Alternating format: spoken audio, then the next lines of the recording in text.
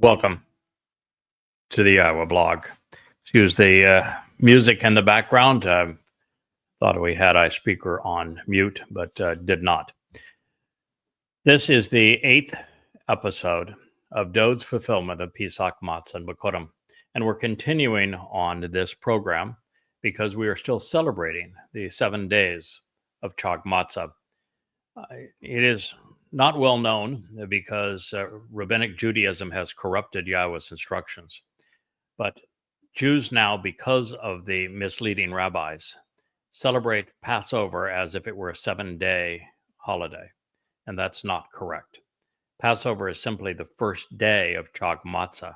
And the event, the week-long event, is Chag Matzah, with matzah being the single most important of the three mikre incorporated into this time.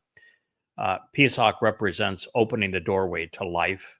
Chag Matzah and matzah pertain to perfecting our souls, where on Pesach, Dowd's corporeal body, Bashar, served as the Passover lamb, where on the mikra of matzah, Dowd's nefesh soul took our guilt with him to Sheol and deposited there, never to be seen again, thereby perfecting us. And then on Bikurym, the Bikur, the firstborn of Yahowah, his beloved son, was escorted out of Sheol, returning to Shamayim, with us following him so that we could all become Bikurym, firstborn children of the covenant, with Yahowah enriching and empowering us as a result, and thereby honoring the 5 benefits of the covenant. So this is the purpose of Chag Matzah. And when you only celebrate Passover and you relegate matzah just to an ingredient that is eaten during Passover, then what you do is you put yourself in the absolute worst possible position, because you open the door to eternal life, but you retain your religious and political guilt, and therefore have to be estranged from God. And eternal life separated from God is an eternity in Sheol. So you don't want to do that. This is a travesty perpetrated by the rabbis. You don't want to do that. You want to celebrate Chag Matzah, which is what we're observing now. It is a 7-day long celebration of life, and it begins with Pesach, followed by Matzah, followed by Bikurym. And that is what we're celebrating now, which is why we are surveying not only the 22nd Mizmor, where Dowd, who as the Son of God and the returning King, volunteered to fulfill these 3 days, returning in his second of 3 lives to do this, offering his Bashar body and his nefesh soul to accomplish this mission. Therefore, there was no Jesus. That is a complete myth that is based upon identity theft of Dowd and a crude counterfeit of him. Therefore, there was no divine association of any kind with Bar Kokhba, which was the warlord that Rabbi Akiba, the father of Rabbinic Judaism, foisted to direct attention away from the false Messiah of Iusu Christu, Jesus Christ, in Christianity. So rabbis have been up to no good for a very long time regarding this. And if you're going to develop a relationship with Yahowah, if you're going to have the benefit of entering Shamayim as opposed to Sheol, you need to come clean, walk away from them, disavow them. And then you have the opportunity to embrace what Yahowah has actually conveyed to you.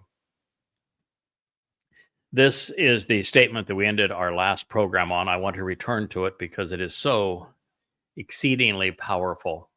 And then we'll talk about it and then return back to the 22nd Mizmor, which is a prophecy that Dowd wrote in first person about his own fulfillment of Pesach, Matzah, and Bikurym.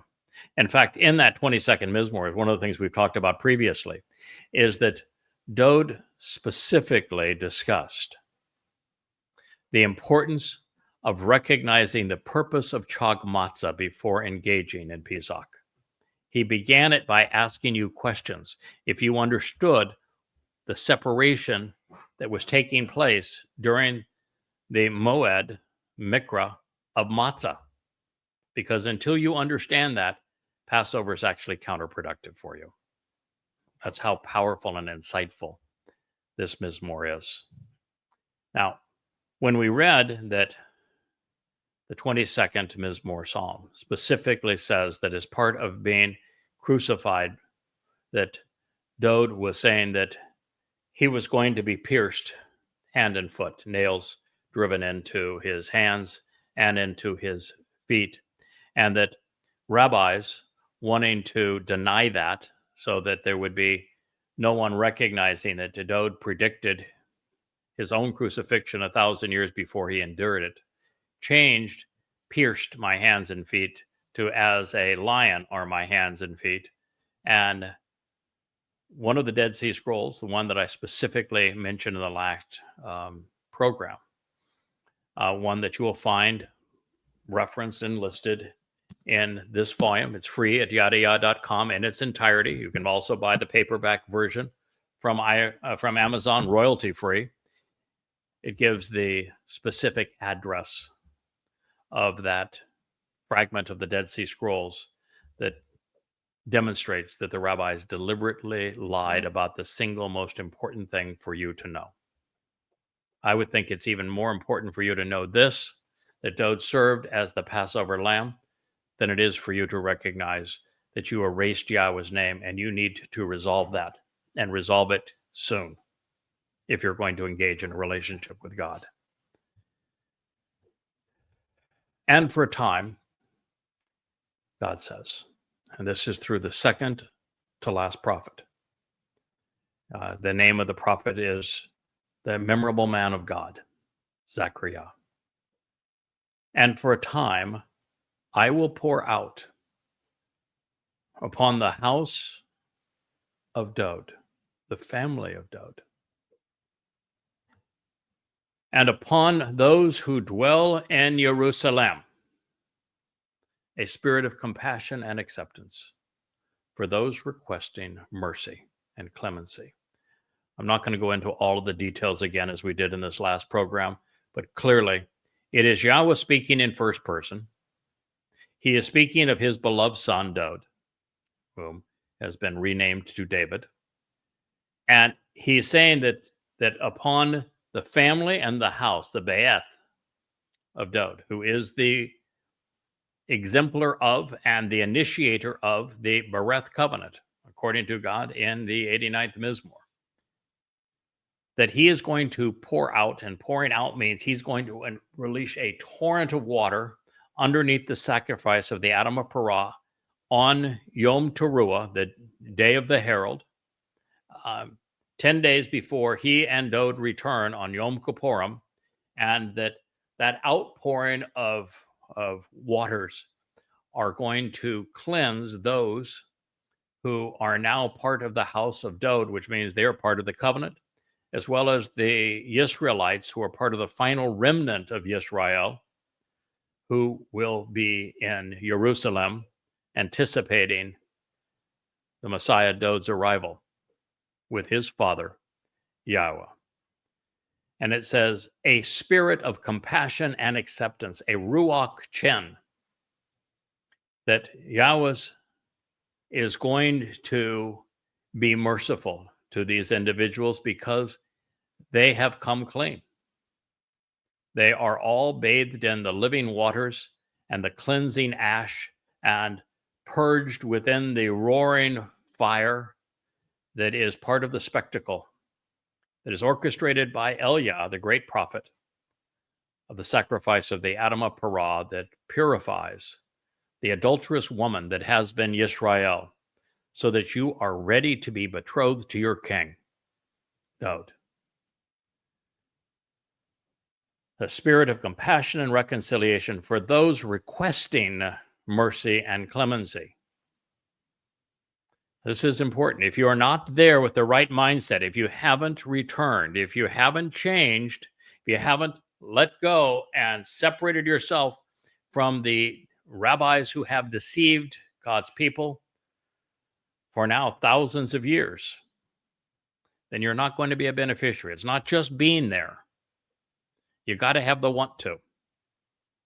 It's important that you make this decision to accept Yahweh by name, to accept Dowd as your Messiah and King, as the very Son of God, who fulfilled these 3 Moed Mikre in 33 CE, year 4000 Yah, for your benefit.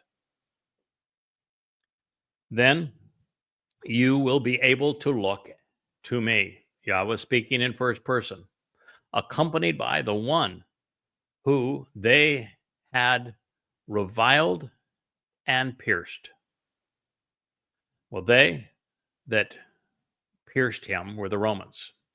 They who reviled him were the Jews. You denied him. There was no Jesus Christ. It was Dowd, David, who served as the Passover lamb, and Israel, your forefathers, and all the way up to this point, you have denied him, while it is the Romans who pierced him. And they will lament over him, just like one cries over the most uniquely special child and valued life, anguished and infuriated over him, consistent with the anguish and suffering over the firstborn. And should you wonder why it says they will cry, why will they lament, why will they feel such great sadness, it should be obvious, but if I need to explain it to you, let me do so now.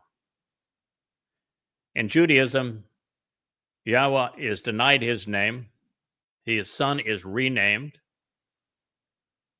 The very fact that God says on 3 occasions, I am his father, he is my son of Dowd, and it is denied that God can even have a son, and he is saying, this is my firstborn, and you're going to finally recognize this is the very Son of God, his Bikurym, his firstborn, who fulfilled Bikurym, firstborn children. And you're going to recognize that and recognize that for 2,000 years, you denied him.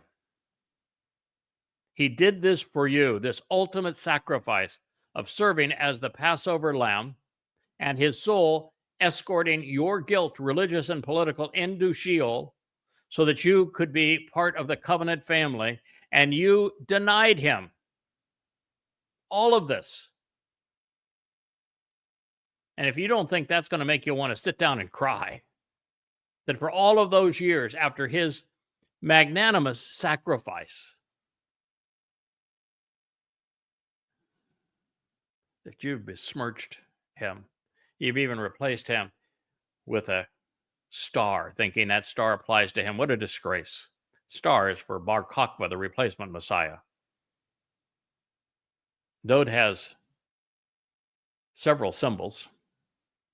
One, of course, is the Lion of Judah. He is the great Lion of Judah. One is the Lamb. He is the Passover Lamb. One is the crown. He is the King of Kings who is going to return as the King of the universe. All of those things are true. All of those things are important. But if you were to ask Dowd for a single symbol of what he represents, he would choose that menorah that is sitting over my shoulder here. And if he were to see that star on the flag, he would rip it down. And really, the whole idea of you parading around under that flag politically and religiously, culturally, is revolting. It speaks of being Stockholm children. You were abused. You were demeaned. You were dehumanized under that star. Why wear it? God does not want you controlled. He does not want you demeaned. He does not want you dehumanized. It is religion that has done these things to you. Toss away those symbols. It's just like Christians parading under the symbol of a dead God on a stick. How revolting. It might even be more revolting than Israel parading around under the symbol of the star of the replacement Messiah Bar Kokhba, when Dowd has done all of these things for you. And oh, by the way, when it comes to Dowd, he is equated to something in the heavens. The sun. He is the greater luminary. It even says when he returns in the 89th Mizmor, which Yahweh wrote about his beloved son, that he will return as brilliant as the sun. He is the greater luminary of the fourth day of creation that serves to identify and explain the Moed, these restoring witnesses to the eternal testimony, Pesach, Matzah Bikurym. He is the greater luminary. He is the sun. In this regard, the reason I'm bringing this information to you, the reason I'm the first person to recognize that Dowd is the Messiah, the Son of God, that he is the returning king, and he's the one who in his second of three lives fulfilled Pesach, Matzah Bikurym, is because my job is to reflect his light. Are you familiar with a lesser luminary that would correspond to the instructions in the fourth day of creation, speaking of year 4000 Yah, that reflects the sun's light, particularly in the time of darkness? Yeah, I'm the moon. So don't think for a moment that you can parade around with a sign of Dowd, David, even by the wrong name as a star. No matter how it makes you feel, it is wrong. You want a symbol? Use that one, the menorah. If you want a second one, use the Lion of Judah and apply it to Dowd as your returning king and Messiah. You want a sign of your salvation? Recognize that Dowd is the Lamb of God. All of those things will work. And you want to recognize how he's going to appear when he returns. If you want to understand the magnitude of his enlightenment, then he's the sun.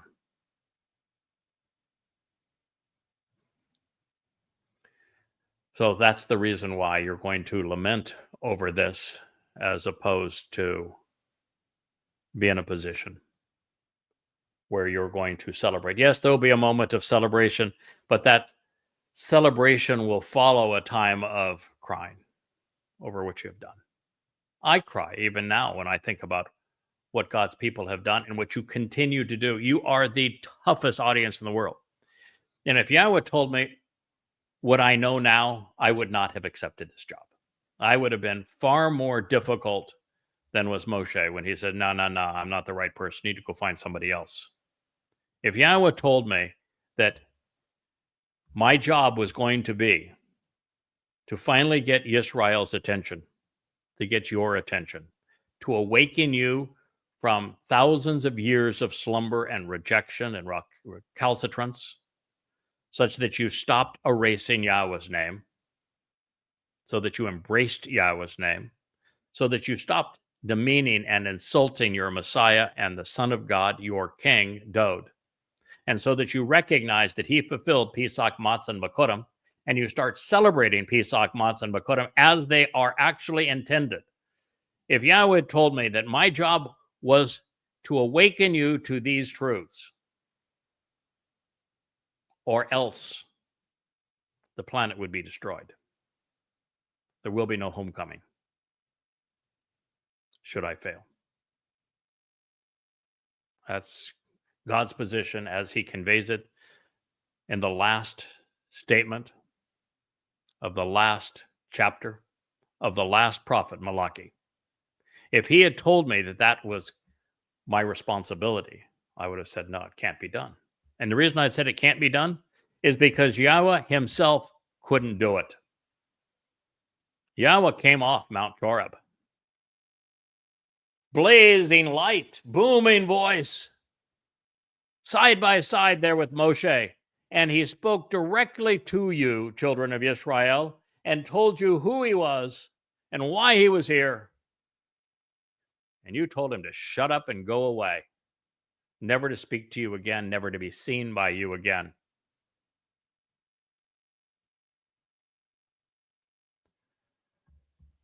God tried. You were impossible. And then God said, finally says, I'm just leaving you. I've had enough. He tells you in Hosea during the divorce, I'm out of here. I can't deal with you anymore. I'm going back to heaven. You are on your own. I will return, all right, but I'm not returning to you until you return to me. It's shub for shub, no shub for you. You either return to me or I'm not returning to you. If you return to me, I'm returning to you. And he left me with that job. Now, he didn't leave me with that job. He gave me the 7 spirits of Yahowah. The boldness to do this, the intelligence to accomplish this, the knowledge that I would need to be able to look you in the eye and speak directly to you like this. The reverence and respect for Yahweh's name that would be required. And so that is why I'm here. But without those 7 spirits enabling this, without 24 years of 12, sometimes 14, 16-hour days, 7 days a week, translating Yahweh's testimony from the Dead Sea Scrolls and writing commentary on those amplified translations and providing insights, thousands of them previously unheralded, many, many profoundly important. Without doing that and then becoming the living repository of those 35 books that sit behind me and in the library of YAHOWAH.com, this wouldn't be possible. And even now, I would say, based upon the response that I get when I spend 5, 6, 7, 8 hours a day online and social media communicating, already 11,000 posts on X. 11,000 posts on X. And most of my time now spent on Facebook because it's a much more congenial, family-oriented environment. Communicating, reaching out to Yehudim to call you home. The response is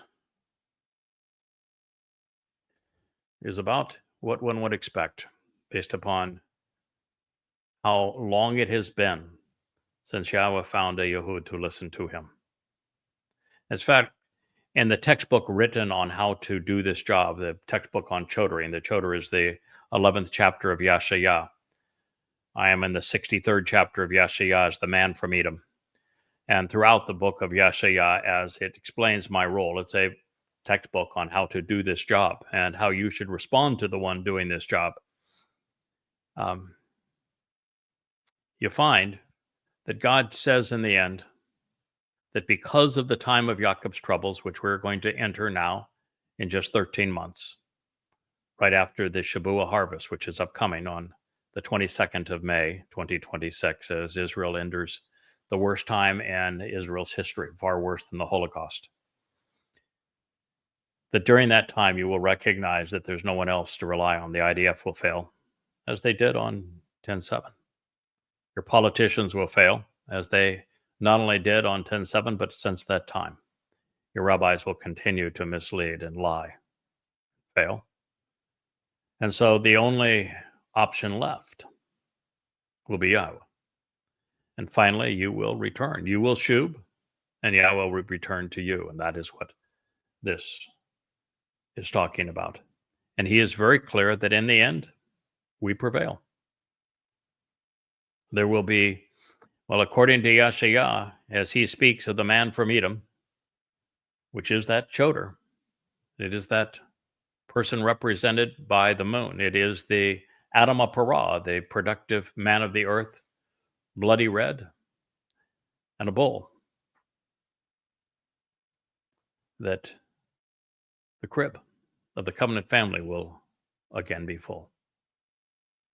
That the man from Edom saves a great many. And so the results are going to be there.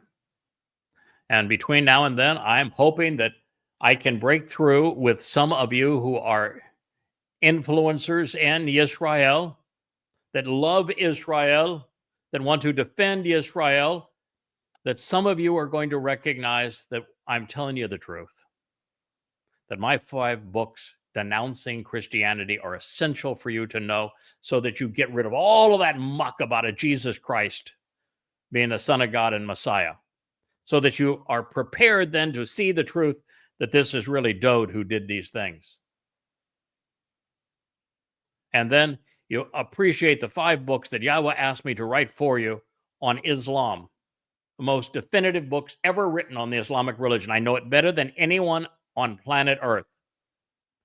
And you read those books so that you understand your enemy and can defend yourself and your country against the true enemy, which is Islam. And then you begin to either buy these Yahowah blog programs or buy the books free on the bookshelf at yadayah.com, that you come to know the truth about Yahweh. You embrace his name, you accept his son, understand and capitalize upon the sacrifice that he made to give you life on Pesach, perfection on Matzah, and access to the family of God for God to enrich and empower you on Bikurym. That's the job. That's why I am here. And I'm hopeful that there will be those among you that will engage, whether it's X or on Facebook or both, that will reach out boldly, credibly to Israelis and Jews in America and Europe and in Israel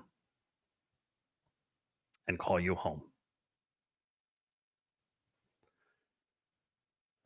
So from the perspective of Yahweh, allowing his son, who volunteered for this role, to serve as the Pesach El and then fulfill Matzah, this prophetic pronouncement sings to our hearts. It reassures our minds and it comforts our souls. At long last, we can appreciate how and why this was possible and how and when it will occur.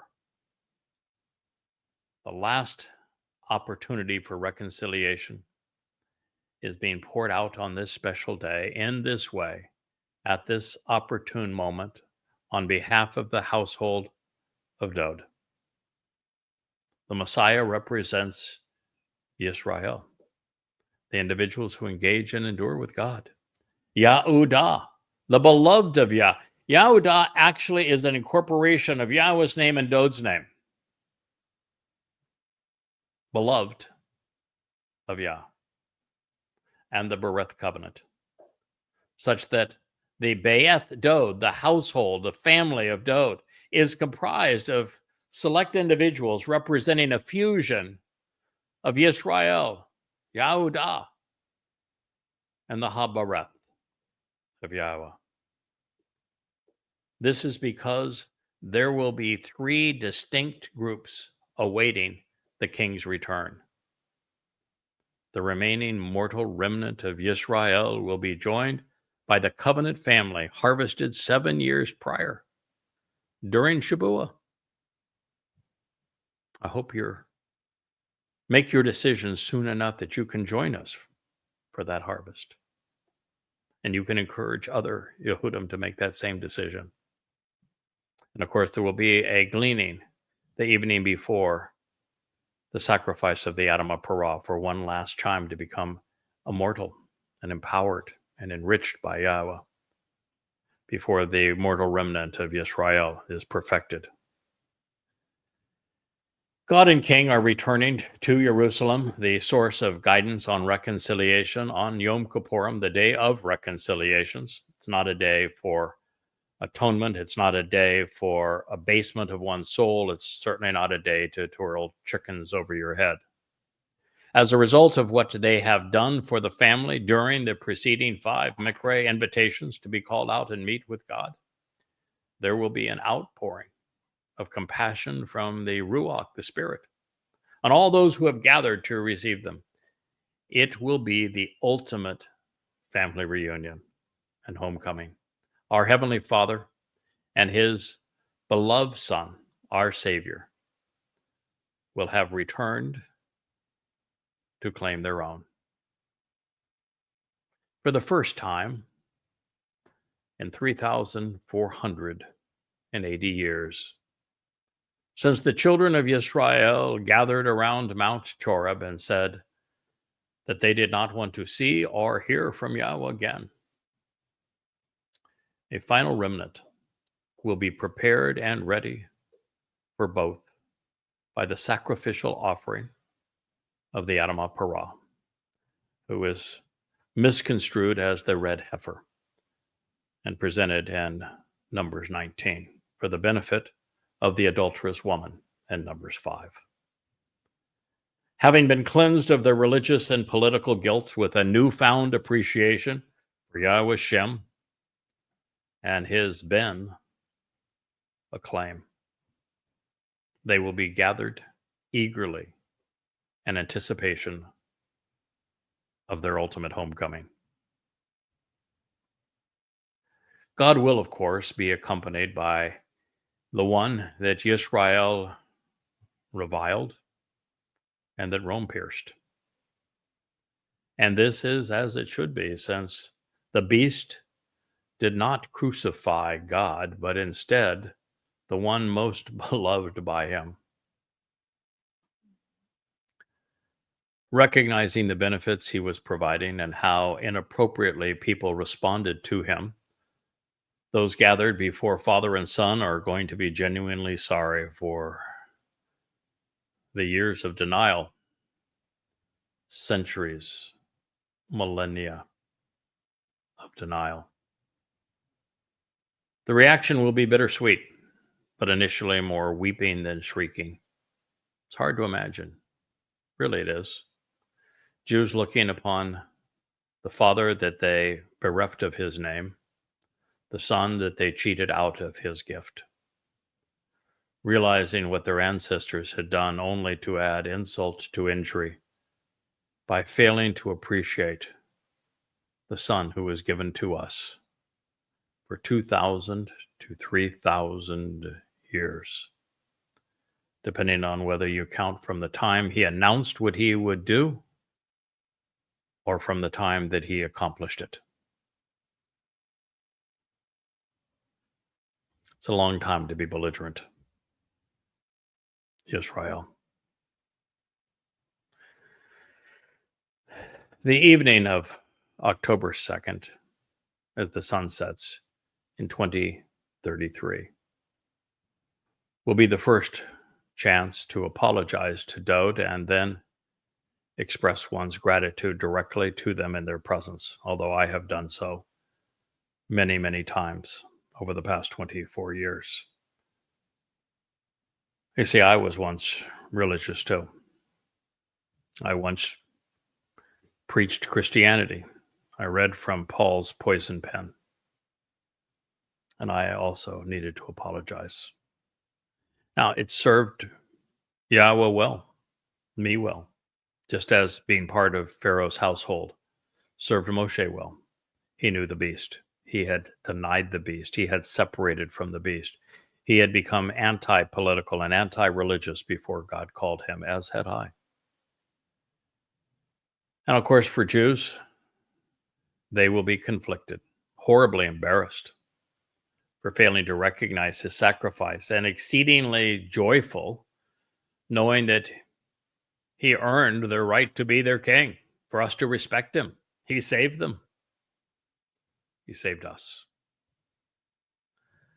The surviving remnant of Israel and all of those comprising the covenant family will have finally made the connection between the Son who was given in Yeshayah, Isaiah 9, and the Lamb who was sacrificed in Yeshayah 53. Between the firstborn of Mizmor 89 and the Bokor of Zechariah 12. Between the piercing here and in the 22nd Psalm. Putting these pieces together to understand what Father and Son are offering and what 3,000 years of Jews have foregone. What 2,000 years of Christians have corrupted. What 1,400 years of Muslims have besmirched.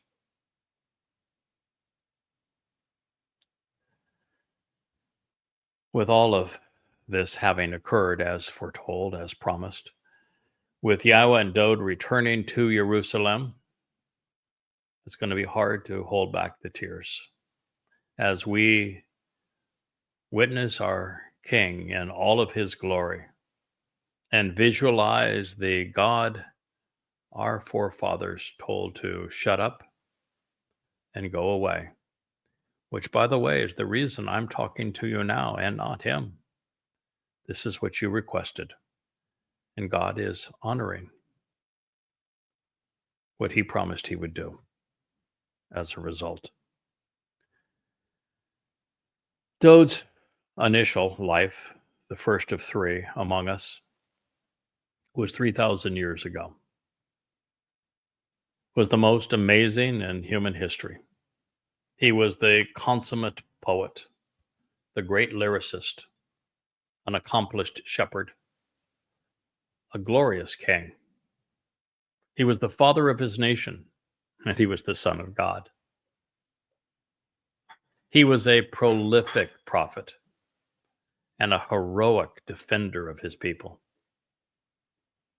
His life was so tumultuous, he represented the best and the worst of Israel.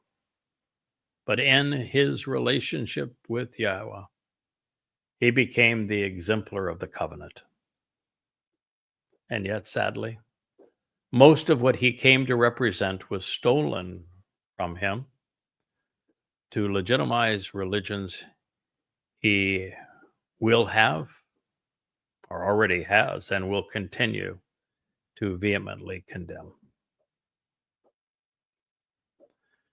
Dowd's second life 2,000 years ago was the most compassionate and magnanimous in the long history of humankind. He volunteered to have his soul sent down from heaven and placed in a human body to serve as the Passover lamb, all to open the doorway for his people to come home. And then he carried our guilt, the guilt of the entire covenant family, religious and political wrongdoing and malfeasance, into the black hole that is Sheol, depositing it there so that we might be perfected and live with him and his Father forevermore. He wrote openly and graphically of what he would endure, and then he fulfilled the vows that he made in the sight of his people, Israel, Yehudim. And yet, not a single solitary soul credited him with the most heroic and compassionate acts in the history of humankind. Worse, his people denied the Mikre were fulfilled. They even denied two of those three Mikre, Pesach and, Matzah and Bikurym, and misrepresent the first of them. While the Goyim attributed his sacrifice to a figment of their imaginations, damning God's people in the process. And they got by with it because the author of the Christian New Testament had been trained as a rabbi and was duplicitous, particularly when misrepresenting and misconstruing, misapplying Yahweh's prophetic testimony. And then other rabbis all around, rather than stand up for Dowd as the Messiah, fulfilling the very events that he proclaimed he would do 1,000 years earlier. They denied him and ultimately presented another false Messiah to compete with the ones of the Christians. It's devastating, isn't it? What has happened? And why am I the first person to tell you these things? The 22nd Mizmor was written during Dowd's initial life, about his second of three lives. It's hard to imagine what was going through his mind at the time. With Zechariah 12, we come full circle. The Bakor, firstborn during his life as the king of Israel, is projected through his return to fulfill the Mikre as he was pierced for his people's redemption. The prophet then propels us into the future and into his third arrival as he returns as the king of the universe with his Father who created it. Those who rejected him are now so grateful for what he's accomplished, the tears streak their eyes. And those who disavowed his Father are now referring to God by his proper Shem. Yahweh. Yahweh. Yahweh and Dowd. Just as there are 3 40 Yobel epochs of 2,000 years between our expulsion from the garden to our return to it, courtesy of Father and Son. The Messiah will have been here 3 times over the past 3,000 years. He showed us the way home. He made it possible for us to go home. He will be there to greet us when we arrive home. He showed us the way home. He made it possible for us to go home.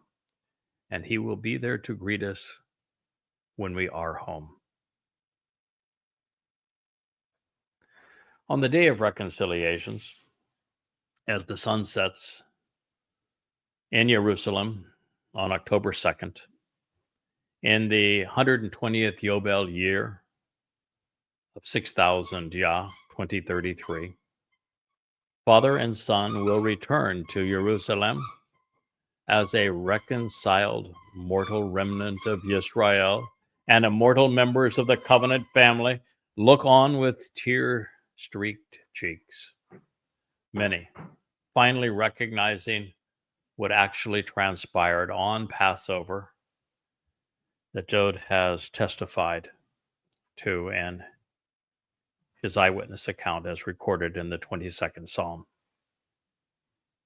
So now returning to Golgotha on this day, Pesach, in the Yobel, the 80th Yobel year of 4,000 Yah, 33 CE, exactly when Dowd pinpointed that he would be here to do this very thing, we find that Dowd predicted, I can count all of my bones. They themselves stare as they look right through me and past me. Mizmor Song, Psalm 22:17. The Romans were savages, but their bloodlust was partially moderated, at least for some, by breaking the legs. That sounds gruesome, but that was actually compassion from a Roman point of view, because if they broke the legs of most crucifixion victims, they would be unable to put their weight and push up on those nails driven through their ankles and relieve pressure from the nails that were holding their wrists and hands up on that beam that on the top of that pole, that they could then breathe. Their diaphragm would work. Otherwise, the diaphragm in this position doesn't function. And so if they broke the shins of the crucifixion victim, rather than languishing on that upright pole for sometimes full day, sometimes 2 and 3 days in agony, the agony ends because they suffocate. They wouldn't do that for Dowd.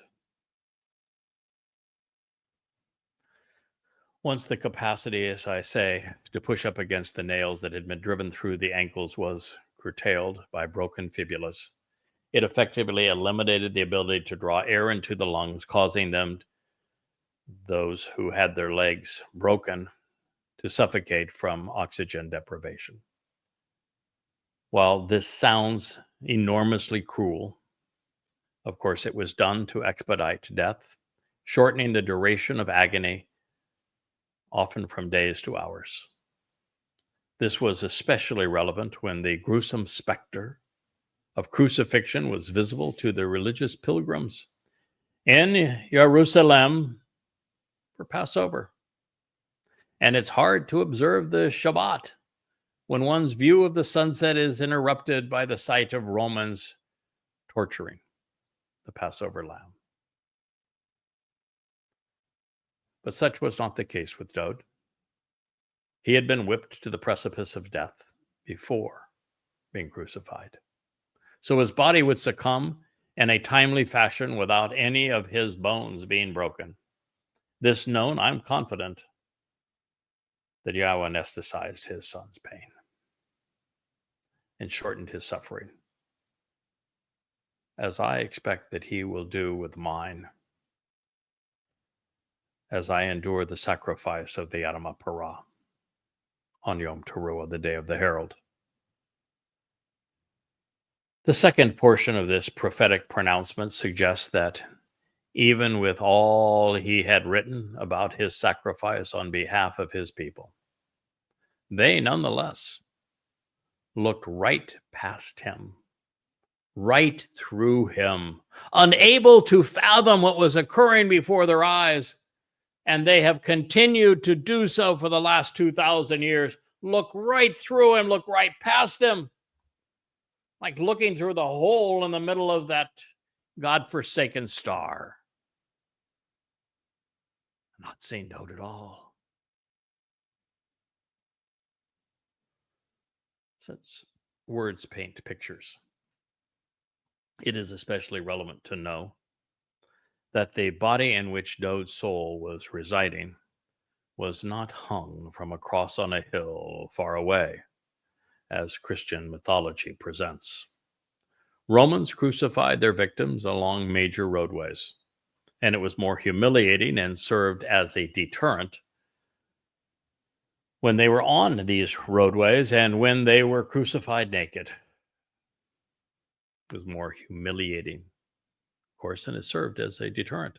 Golgotha, the place of the skull, is just outside the Damascus gate and sits directly beneath what was the summit of Mount Moriah, especially during Abraham's day.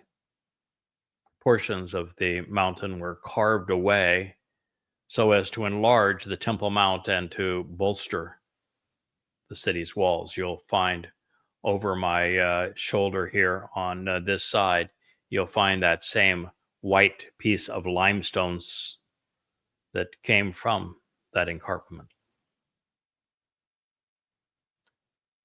The place of the skull faces the main road leading north out of town. Today, the site of the crucifixion is the back parking lot of the Jerusalem bus station. Talk about showing no respect.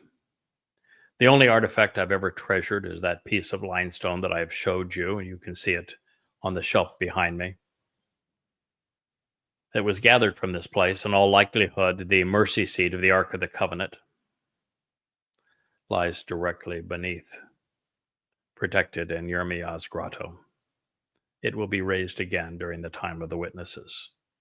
By the way, if you've noticed, the blue mother of pearl that sits now behind us on that third shelf up, it will make its way down on the other two, and it now embraces the shelves that are across the way on the bookshelf on the other side of my desk here. Mother of pearl is a feature throughout our residence here and will be integrated into this backdrop to add a degree of richness and the color blue, which is Yahweh's favorite. The implement of death onto which Dowd was nailed, but with Yahweh's approval. Dowd volunteered for this, convinced Yahweh that it was the right call, and Yahweh, Father, supported his son, knowing that to endure these 2 horrific days, and even to endure the people's rejection for 2,000 years, was still worth the price, because in eternity, Dowd would be the king of a family who was eternally grateful for what he had accomplished. But the device upon which he was nailed did not look like a Christian cross. In fact, the Greek word used to describe it is stauros, which means upright pole. Upright pole is one of the most common terms also in the Hebrew. It is idon. The upright pole is that centerpiece in the tent of the restoring witness, which is equivalent to the moed, the eternal witness to these restoring witnesses of Pesach, Matzah, and Bikurym. They are similar concepts. But that vertical post was set in and left in, not removed from, a recess carved into the limestone rock. There was no cross as a lowercase t with the pieces going like this. That did not exist.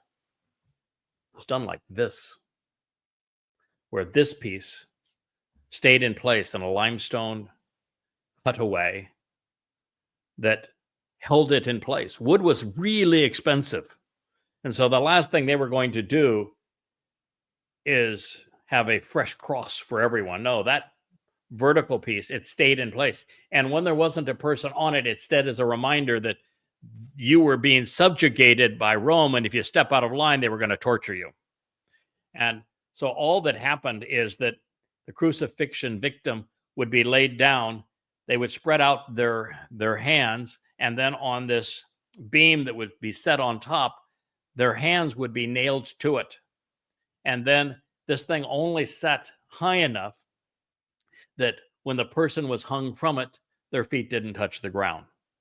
And there'd be a notch on the bottom of that horizontal piece and a dimple, if you will, on the top of the post that was permanently in the ground. They would just set on top of one another. They're not going to fall away. You know, it's a kind of a thing like this with the pole, and you have the cutaway here, and it sits on top of what looks like kind of a ball on the top of the post. That's the way it's set. So it was like a capital T, but a very low, squatty one. The person was already nailed to the post, not on the post, while the posts were on the ground, and they were spread out on the ground. Then that was lifted up with them hanging from it on top of that post, and then with bent knees, so they could push up initially to be in agony and breathe, so they could endure the pain for a prolonged period of time. Their heels were then had one nail driven through both ankles. That's how it was done. And so the actual device looked like a capital T. It was the doorway to life. It was like the blood would be presented on the lintels and jam of the door to life during the first celebration of Pesach. Dowd's blood would smear the lintel and that door frame to life. Now, its shape and name are irrelevant, and they contribute nothing to our well-being. Christianity's dead God on a stick is insulting, errant, appalling, and grotesque. That said, I would like to propose a different interpretation of this declaration. I think Dowd may have been drawing our attention to the corporeal nature of the Passover lamb with shofar kol etemoth, revealing that this accounting was entirely physical. Neither his soul nor Yahweh's spirit, who would carry it away, would die. Just his body, serving as the Pesach ale, and then it would be eliminated. It serves no purpose after it has served in this capacity. Providing the fodder transferred into the Christian New Testament, we find Dowd revealing, they divide my garments among themselves, and for my clothing they cast lots.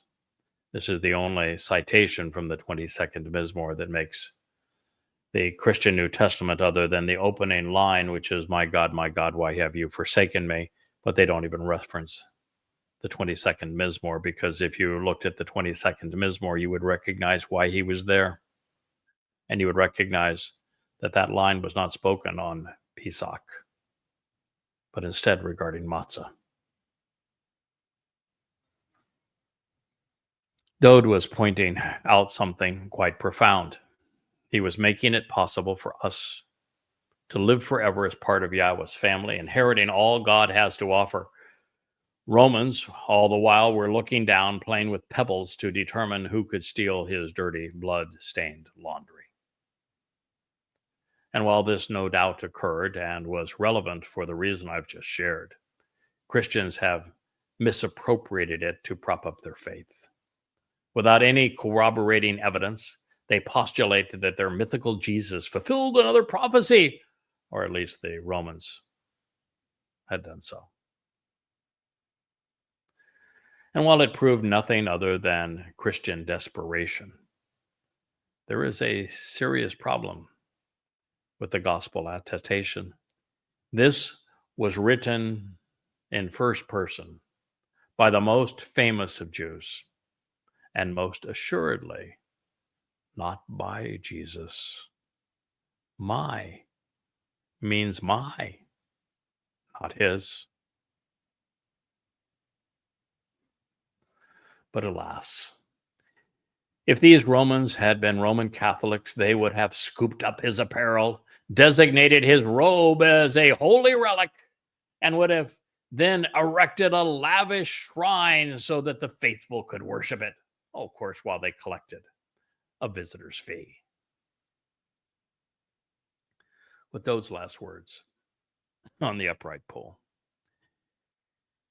Yahweh's spirit carried his soul into Sheol, while the body of the Passover lamb was discarded and incinerated. At this time, he would be taken away from Yahweh, taken into Sheol, the place of separation. And so this reads, but you, Yahweh, you will not be far away for a protracted period of time. But you, not Jesus, not the Lord, not Hashem, not Adonai, not G-D, but you, Yahweh. Now, if Dowd, who fulfilled Pesach Matzah Bikurym, Dowd, who was a prophet, who foresaw his future 1,000 years before he endured it, if Dowd, the chosen one of Yahweh, the beloved of Yahweh, the son of Yahweh, the one anointed Messiah by Yahweh, the one chosen to be Melech king by Yahweh, the one who is returning as king beside Yahweh, if he used Yahweh's name, what's your excuse? What is your excuse? Because there is none. The person who knew Yahweh best, who Yahweh loved more than any other, the person God constantly said, he's right, Sadak, wrote Yahweh's name, spoke Yahweh's name, reveled in Yahweh's name, cherished Yahweh's name, proclaimed Yahweh's name, as he is doing here. So what is your excuse? I'm hoping that later today, my wife gets off the phone with my beloved friend, Joe, who is working on our new website. He's made a couple of changes to the old site that are very helpful. And my friend Rich is in the process of redoing all of the book covers to fit into the new theme. But quite soon, Joe and Rich in particular are going to have a revised site for us that's going to be far more focused on the Yahowah blog and these video live stream presentations to you, Yisrael, than the books. And as she finishes this conversation, we had a lovely chat with Joe just before this program began. Um, she is doing the last final tuning of a song I wrote some 6 months ago that she has rescored and represented graphically. Uh, if it doesn't grab you here, then I don't know what will. And the reason I'm bringing it up is the song is called The Shem. Moshe told you my Shem. He told you my Shem is Yahweh. Why have you erased my name? Well, that song is going to be pinned to my X account and to our Facebook page. And it'll be featured on the YouTube channels. It's a gotcha. But you, Yahweh, you will not be far away for a protracted period of time. Yahweh had told Dowd that since he volunteered to do this, that he would be there for him. As a matter of fact, the Spirit would never leave him. Yahweh was very clear with that. The moment that Yahweh introduces us to Dowd, he says that his Spirit came upon him, would never leave him. And therefore, when Dowd speaks of being shielded in Sheol, it's the Spirit of Yahweh that is shielding him. The Spirit of Yahweh conveyed his nefesh into Sheol, protected his nefesh soul in Sheol, and then escorted his nefesh soul back to Yahweh, fulfilling Matzah Bikurym in these ways. I just want to share something with you. I'll get into the details and I'll read it to you because I'm not going to be able to remember all of it. But yesterday or the day before, one of those people on Facebook, and I really like Facebook because it's such an interactive community where we not only have these live streams, but we have a chat room that supports this. So there's a narrative that's ongoing as we deliver these programs. And after these programs, I can actually go into it and share and comment and answer people. And I can post stories and pictures and then get feedback from family members and answer questions. And one of the questions was, doesn't Samuel tell us that David was red-haired? And the answer is no, it doesn't. But I can see how you would assume that because, well, I've actually made that mistake too. You see, the moment Yahweh introduces us to Dowd, the very moment that Dowd is brought out of Bethlehem to be anointed as the Messiah, Yahweh tells us immediately something about him. And he says that he is Adonai. Adonai.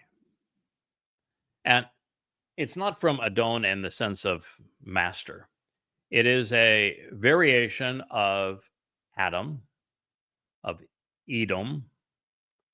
And so what the word actually says is that Dowd is a man, Adam, that he is reddish. Either his apparel is reddish or he has been in the sun and his complexion is a little bit ruddy.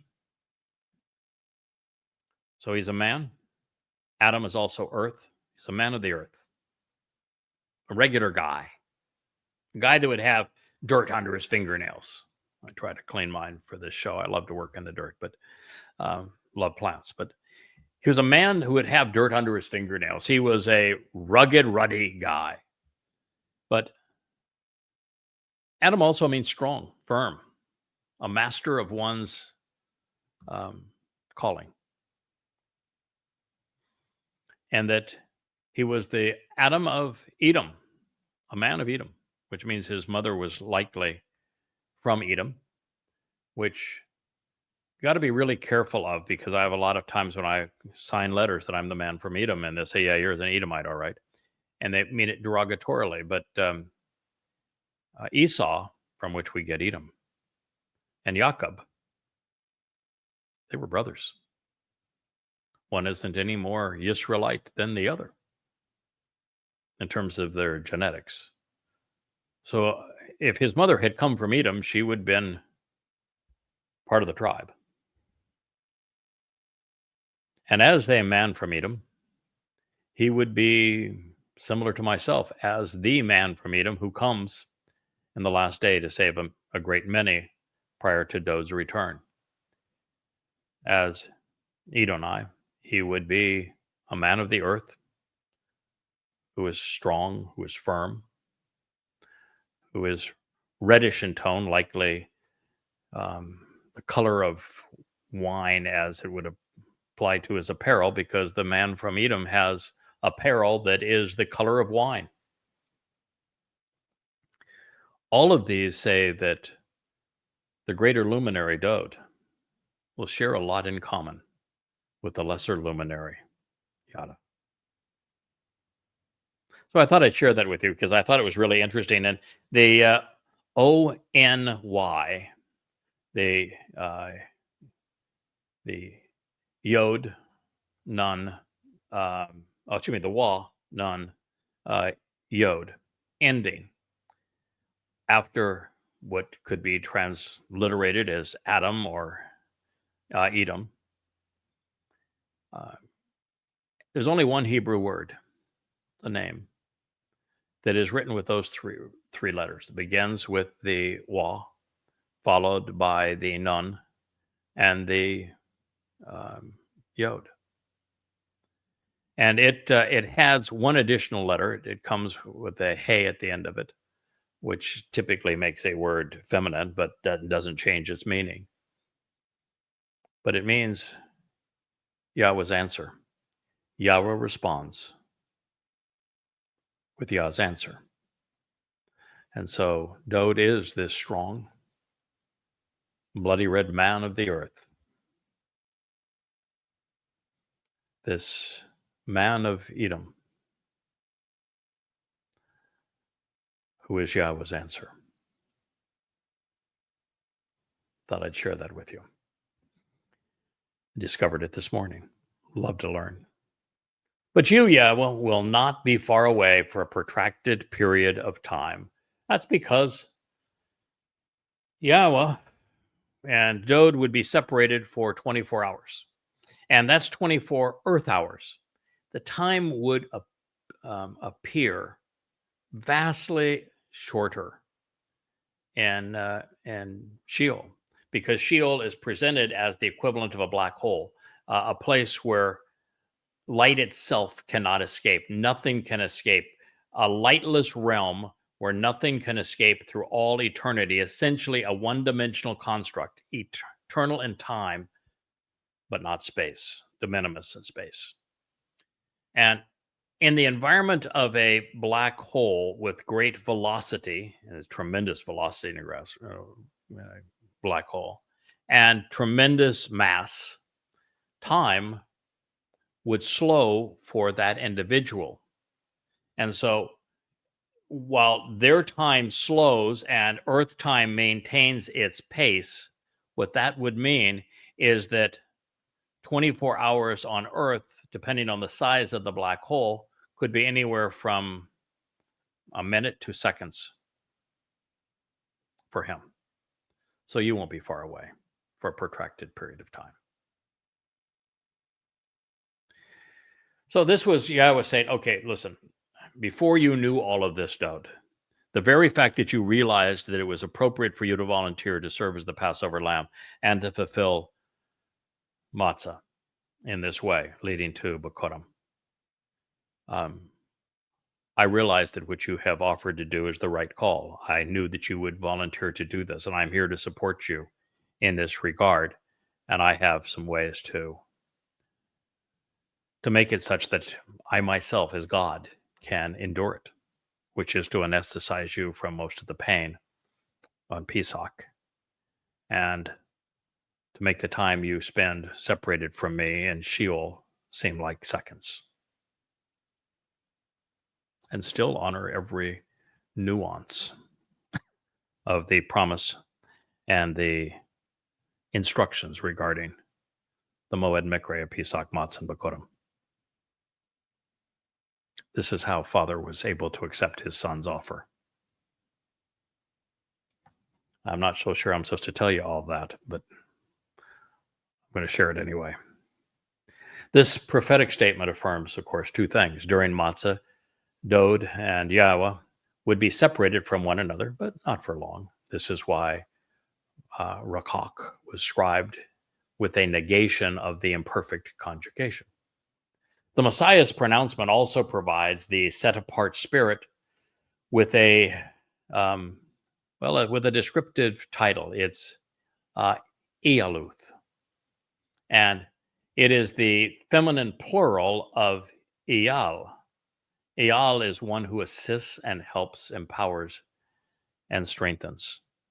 You know, I have had to endure something that Yahowah and Dowd wrote vociferously about, which is a vicious, psychotic woman attack my wife and then wear me like her own skin, counterfeiting and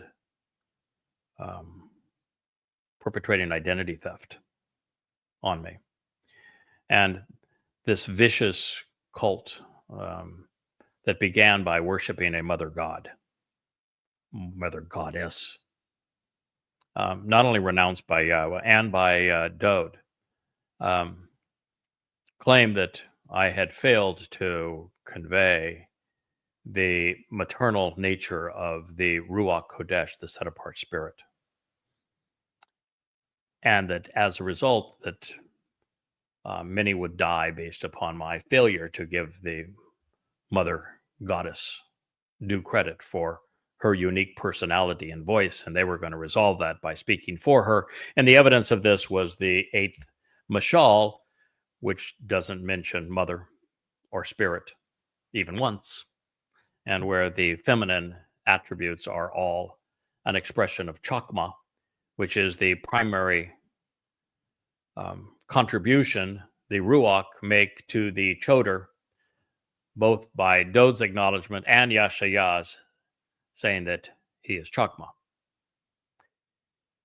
and which means wise, intelligent. I did make a mistake as it relates to attributing feminine characteristics as well as paternal characteristics to Yahowah.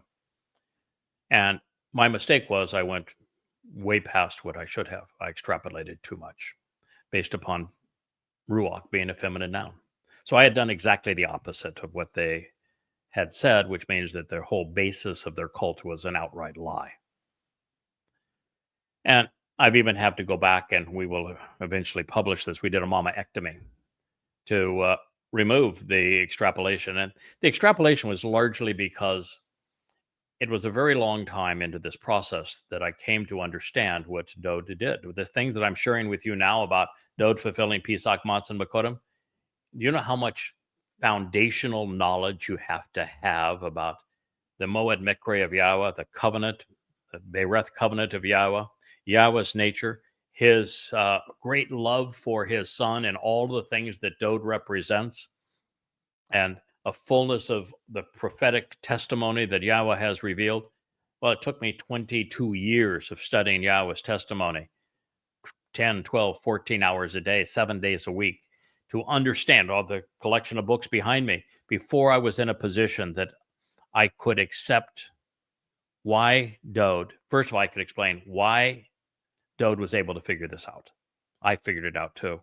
So I know that if I figured it out, he could figure it out. And I figured out, determined how he figured out that he should volunteer to do this. And I've explained that in other shows. I then ascertained why he decided to do this, why it was in his interest to do it. And I've explained that in other shows, and I will explain it again in future shows. But until you can come up with the understanding that in the first 30 Mizmor, Dowd is explicit in saying that he determined that it was appropriate for him to serve as the Passover lamb and to fulfill Matzah leading to Bikurym. Until you can come to understand why it was in his interest to volunteer to do this, to suffer in this way, which I did. And then you have to figure out why God was willing to accept his son doing this, because he loved his son. He didn't want to see his son tormented this way. He didn't want his son's nefesh to go into Sheol, be associated with our guilt, to be bludgeoned by the beast of Rome. He wanted to protect his son. And yet Yahweh agreed with his son's argument that it was the right call. And until you can appreciate why that agreement occurred, you're not in a position to make this announcement. And then on top of all of that, you have to verify that every prophecy pertaining to Dowd and the fulfillment of Pesach, Matzah, and Bikurym, including all the dress rehearsals for it and everything that would capitalize from it thereafter, and who would finally make this announcement to God's people, and how that person would interact with the children of Israel.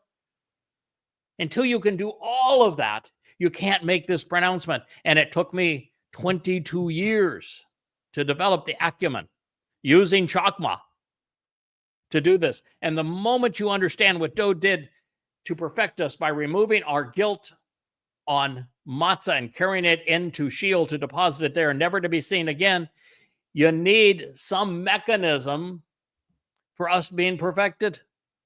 And the best thing I could come up with was because it's mentioned one place in Isaiah that there's a garment of luminosity associated with the set-apart spirit, and therefore I assumed that this was God's way of covering us with light so that our darkness wasn't seen again, as opposed to all of our guilt completely gone, never to be seen again. And it is only once you can do all of that that you recognize that the role of the Ruach is simply to do exactly what Yahowah says. She aids and helps, empowers, and strengthens those upon whom God deploys the Spirit. And that's very few people, by the way. Notably Moshe, Dowd, myself, not a lot. You know, one moment Moshe complained that the job that God had given him was impossible. And he said, "Oh, sir, you want to share the load? I'll take part of the Ruach that I've assigned to you, and we'll share it with 70 elders of Yisrael." You can see how that works out for you. They were a big zero. And in my case, because, well, maybe I'm not as bright as the other two. Maybe I'm not as articulate as the other two. Maybe I'm not as courageous as the other two. Maybe, I'm just not as wise, as knowledgeable. Or maybe just because, well, there's only, when I began, 32 years left. And there was a lot to accomplish. And thus far, no one had prevailed with the children of Yisrael. That Yahweh decided, I'm going to let it all out here. Man, I'm going to have it all hang out here. I'm all in. If you're playing cards, I'm all in. I got 7 adaptations of my spirit. The choder, he's going to have all 7. And that way, he will be able to be aided, empowered, strengthened, and assisted. He is given wisdom. He is given power and strength. He is given knowledge. He is given the ability to see the entire picture from beginning to end. He is given the respect of Yahweh. He is given this very support of Yahweh. All of this so that the Spirit helps and assists. The tool Yahweh uses. Dowd says, my Yahowah, my source of strength and help,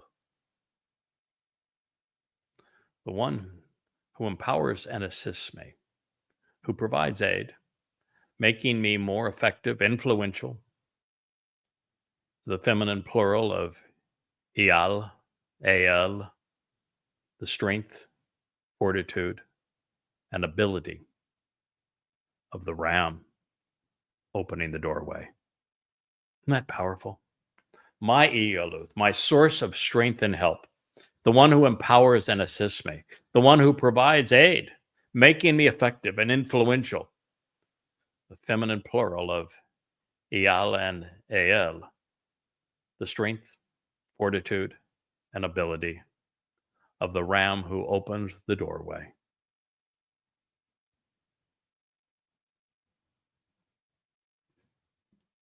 Dowd understood.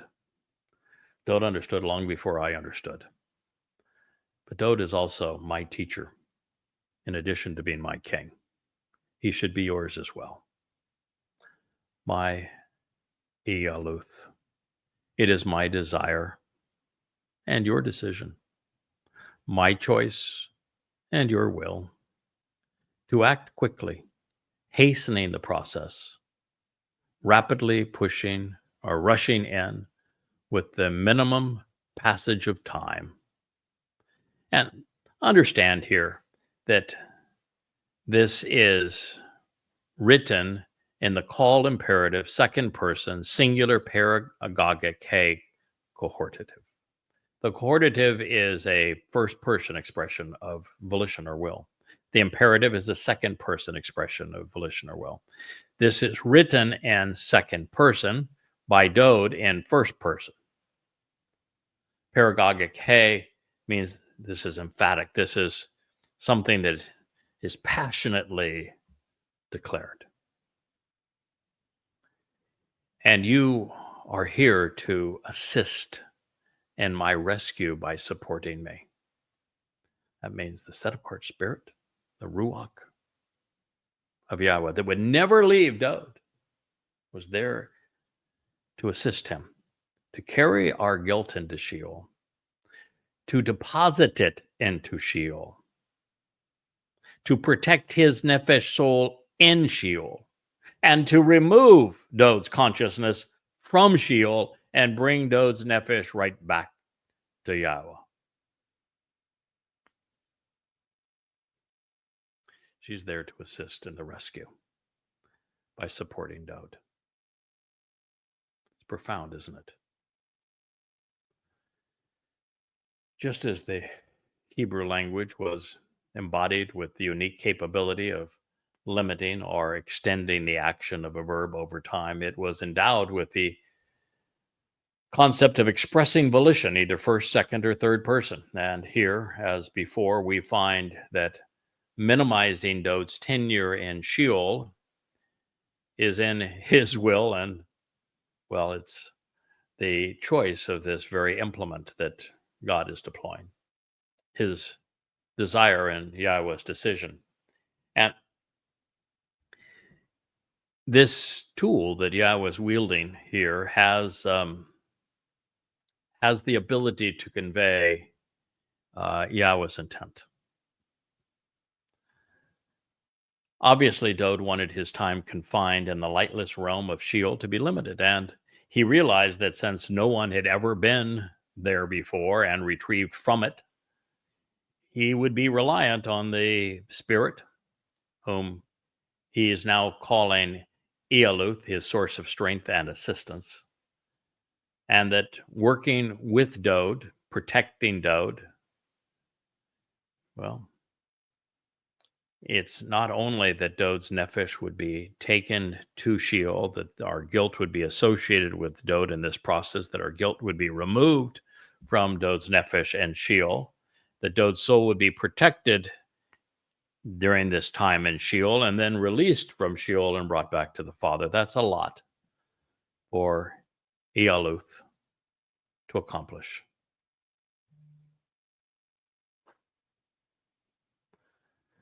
On this day, the Ealuth, the Spirit of Yahweh, would abandon the dying body, but then escort the living soul from Pesach to Matzah, from Jerusalem to Sheol, to fulfill unyeasted bread, taking our collective guilt along with that nefesh. You know, it's interesting, too, that, okay, you can make a big deal, and I have made too big a deal about Ruach being a feminine noun. Do you know that nefesh is also a feminine noun? Do you think that that Dowd's consciousness, which conveys his inner nature, his person, his um, abilities, his attitudes. Do you think that that makes Dowd two because he has a nefesh like all animals? Or is it the one Dowd, the singular consciousness of this man? And do you think the fact that it is feminine, it makes Dowd both a man and a woman? Or Dowd a woman? We can over extrapolate from masculine to feminine. Nefeshes are feminine. Ruachs are feminine in Hebrew. That does not mean they have maternal attributes. It does not mean that they're girly. It's just the nature of the language where Yahweh will ascribe certain things, masculine and feminine nouns. It is really helpful when we're studying the words of God and you see how things are written. Verbs can be written singular, masculine, plural, singular, feminine, not masculine, plural, but masculine, first, second, or third person, feminine, masculine, first, second, or third person, plural or singular are the choices. And you'll see that when the reference is to the nefesh, masculinity goes away. When the reference is to Dowd as a complete person, it's masculine, singular. And when it's a reference to Dowd represented by his nefesh, it doesn't go to feminine, but there is no reference to gender. And that's pervasive in all of the prophecies pertaining to the role of the nefesh during the fulfillment of Matzah.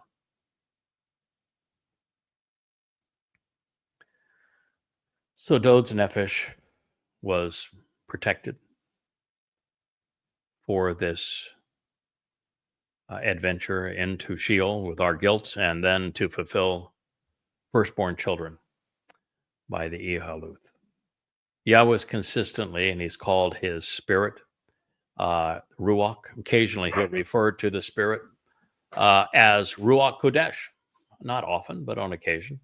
And this was another one of the grave mistakes of the Mother Goddess, Mommy Dearest cult, is they only wanted to refer to the Ruach as Kodesh, but the vast majority of the times, I don't know if it's 80 or 90% that Ruach is mentioned, it's not Ruach Kodesh, it's just simply Ruach. It's just like the Yisrael isn't always Yisrael Kodesh, but on occasion it is. The Bereth isn't always Be'eth Kodesh, but on occasion it is. The Torah isn't always Torah Kodesh, but on occasion it is. The children of Yisrael aren't always Bnei Yisrael Kodesh, but occasionally they are. The Moed Mikre aren't always listed as Kodesh, but sometimes they are, like Matzah is. And so when God on occasion adds Kodesh to a noun like Ruach, he's ascribing characteristics to it. And those characteristics can be looked at in a number of different ways. And to be consistent, we have to examine them across all of the things that Yahweh calls Kodesh, like the Ark of the Covenant, the place within his tabernacle that the Ark of the Covenant resides, the entire tent of the restoring witness. All of these things are Kodesh. Yahweh's name is Kodesh. Dowd himself is Kodesh. That does not make Dowd a part of God. Does not make that fabric of the tabernacle part of God. It does not make the mercy seat a part of God. It doesn't make the children of Israel who are so rebellious a part of God. What it means is that from God's perspective, they are separate. They are special. That they should be uncommon. That they should not be profane, which means they should not be religious or political.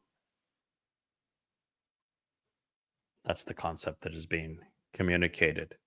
And when that's corrupted, you end up with Mommy Dearest cults that anger Father and Son to the extent that they have written copious prophecies condemning them.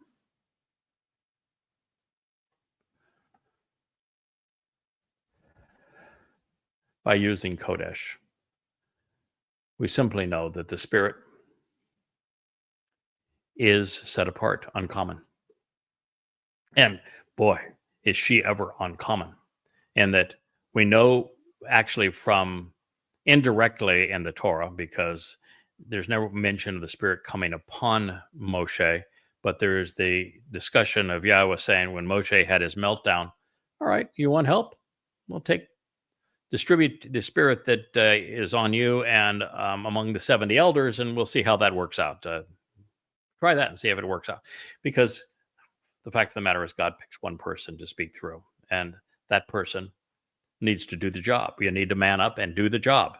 You can have people around you that support you, but there's one person who speaks for God. And this time right now, I am that person. And there's lots of people that support what I'm doing. And if somebody else wants to chime in and say, I also speak for God, God says, hell no, you don't. The purpose of that whole Miriam prophetic presentation. And so set apart just means that this person is set apart from all others to do this job. That God set Dowd apart to fulfill these things uncommonly, uniquely, as the most special person chosen by Yahweh to do these things. The same thing was true with Moshe. Same thing is true now with Yada, the Bashar herald of Dowd.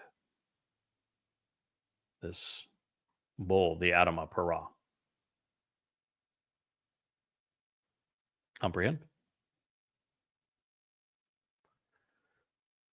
So knowing all of this, Dowd is confirming